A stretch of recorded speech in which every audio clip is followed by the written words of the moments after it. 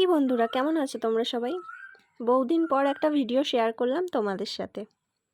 অনেক দিন ধরে একটু কোথাও ঘুরতে যেতে মন চাইছিল, যাব করে আর যাওয়াই হচ্ছিল না কোথাও। কিছুদিন আগে ফেসবুকে একটা ভিডিও দেখতে পাই যে বাঁশবেড়িয়াতে গঙ্গার ধারে একটা বোট খুব সুন্দর করে সাজিয়েছে এবং যেখানে খাবার অর্ডার করার ব্যবস্থাও আছে। যেই ভাবা সেই কাজ, সেদিন সন্ধেবেলায় বেরিয়ে পড়লাম সেখানে যাওয়ার উদ্দেশ্যে। এই যে মন্দিরটা দেখতে পেলে, এটা হচ্ছে সাই ভিলেজ। এখানে সাই বাবার মূর্তি আছে, যেটা পুজো দেওয়া হয়। আর হাই রোডের পাশে এই ছোটো ছোটো ধাবাগুলো কি সুন্দর লাগে দেখতে, তাই না অন্ধকারে? সেগুলোই দেখতে দেখতে পৌঁছে গেলাম মগরাতে। তারপর মগরার পেট্রোল পাম্পে গেলাম গাড়িতে তেল ভরাতে, কিন্তু অনেকটাই ভিড় ছিল, যার কারণে একটু দেরি হলো সেখানে। তারপর সেখান থেকে আমরা গেলাম রিনাদির বাড়িতে ওকে নেওয়ার জন্য, কারণ ও যাবে আমাদের সাথে।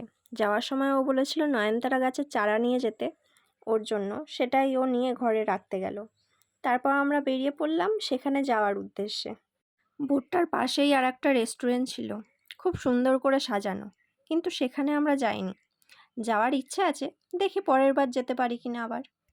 বোটে ওঠার পর গেটে একজন ছিলেন, সেখানে একটা খাতায় নাম আর ফোন নাম্বার লিখতে বললেন এবং ওখানে প্রবেশ মূল্য ছিল 50 টাকা পার হেড। তো সেটা দিয়েই আমরা ভেতরে প্রবেশ করলাম। সিঁড়ি দিয়ে ওপরে উঠলাম। লাইট দিয়ে সাজানো ছিল, কিন্তু আমাদের মনে হলো আরও সুন্দর করে সাজালে খুব সুন্দর লাগতো আরও।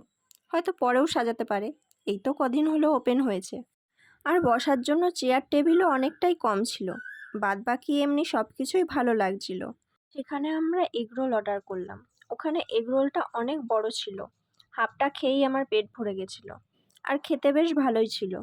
কিছুটা সময় ওখানে আমরা ছিলাম, গল্প করলাম, ওখানে অনেকটাই সময় কেটে যায়। কে কে এই জায়গাটাতে গেছিলে অবশ্যই কিন্তু কমেন্টে জানিও, আর যারা যারা যাওনি এখনও তারা অবশ্যই গিয়ে ঘুরে এসো। আশা করি এই ব্যস্ত জীবনের মধ্যে একটু হলেও স্বস্তি ফিল করবে। তারপর ওখান থেকে বেরিয়ে আমরা একটা দোকানে যাই আইসক্রিম খেতে, ত্রিবেণীতে। নলেন গুড়ের আইসক্রিম। আর ত্রিবেণী গেলেই হয়তো আমি ওই দোকানটা থেকে আইসক্রিম খাবো। আইসক্রিমটা আমার খুবই ভালো লাগে। একটা খেয়ে পোষাচ্ছিল না, ইচ্ছে করছিল আরও 2-3টা খেয়ে নিতে, কিন্তু যদি ঠান্ডা লেগে যায় তাই আর খেলাম না। তারপর রিনাদিকে বাড়িতে ছেড়ে আমিও চলে যাই বাড়ির উদ্দেশ্যে। আজকের মতো চললাম, নতুন ভিডিওতে আবার দেখা হবে তোমাদের সাথে।